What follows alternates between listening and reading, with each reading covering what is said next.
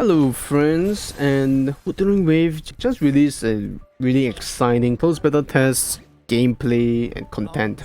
They did some updates with the new characters, Resonator, and ecosystems as well as new enemies. Now, ecosystem and new enemies is going to be tied hand in hand together. You'll see why is that so later on, but I want to focus on the ecosystem. Of course, the Resonator, I will still do some touch onto it. They did show 3 new male characters, the first one being like a blue team, a detective kind, and he looks damn good. That's all I gotta say. Cat lover as an idol, that's all I need to know. But on top of that, he is also a fast-paced, some kind of like close quarter combat brawler. And the next character is looking really good as a gunslinger as part of the collections. I think we got quite a few gunslingers already. And his combat is a bit more focused on trying to control flame dragon newt. You can't really see the dragon newt here, but you can see some instances of his animation behind the scene. But the last one, I think, is the one that hypes people the most. Ziyan. Most important of all is with his ultimate.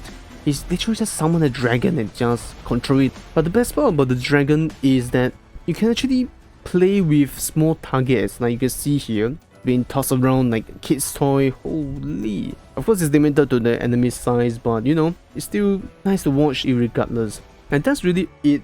There's like a couple of all others like touch onto the characters. Look, Chisha got a new design, and that's about it for Resonator. But the ecosystem, I think, is what really makes the game futures exciting, because from what they showed is that we can actually use this to attract enemies' power. Now they call the enemies Tessa Discord, TD. Just don't try to say it too fast and you'll be fine. And you can absorb their powers and use them. And they even show us some sneak peeks of the menus. It's okay, given that the nature of the game itself, maybe we need to have a quick way to access this menu so that we can really test out different combo and variation to see what works. Besides that, they did show a whole list of echoes that we can actually play around. They call it echo equipment. So likewise, there's like some kind of echo set that give us extra stats bonus, as they did mention. But more importantly is they also have like some details, what kind of consonant and sonata. I think those kind of stuff we're gonna leave it to. The game actually releases with more official informations. For now though, just focus on the echoes aspect. This is the echo that they're trying to showcase. As you can see, it can help you lift up enemies in mid-air so that you can perform airborne combos. So that's really nice, but that is not all they actually showed. Like earlier on, they actually did it really quickly. The first one is actually an archer, like some sort of a similar enemies, and what it does is also providing supporting arrow range.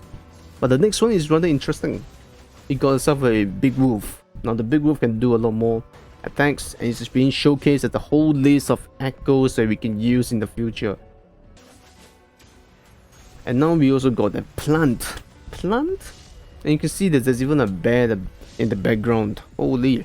But the main highlight is with these meteorite dropping motorcycles, because he is actually part of the boss. Like, it means that some of the bosses we fight can actually be used as echoes for us to fight in combat. And that's insane. Of course, I'm not sure how they're going to create the system. Maybe it's going to be some sort of costing. But other than that, you know, it's exciting to see so many variations. Like behind the background, we can see some sort of unicorn Leviathan or something. Jeez, if there's a Leviathan, I think we can see Cthulhu or even like Krakens in the future. But of course, I think all of that couldn't beat the hype behind these 3 game designer, and it's rather insane. The design of it is so unique to each of their own. I think they're going to provide some massive debuff towards enemies, kind of game breaking to be honest. But beside that, you know, these are just game designer having fun. Other than that, it's kind of exciting to see this system in the future on how it actually works or something, because this is after all something that any player could have access to, so it's not bounded to paywalls or something. As long as you can defeat the bosses, you can use this ability to help you create the type of combat that you want. So like previous example they showed, helping you to create airborne opportunity, or maybe you can use healings or defensive abilities to become a support. After all, they did mention about co-ops, Not sure how does it work, but it's going to be something to look forward to as well. And besides just helping you to fight combats, these echoes can also be displayed in the middle of a town. So just imagine a building size Leviathan just show up in the middle of the town for no reason. Yeah, that sounds pretty good.